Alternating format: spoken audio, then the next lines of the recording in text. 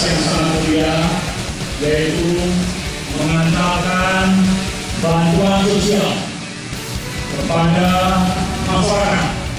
Dan bantuan sosial ini adalah bentuk partisipasi dari masyarakat untuk masyarakat di tengah pandemi COVID-19.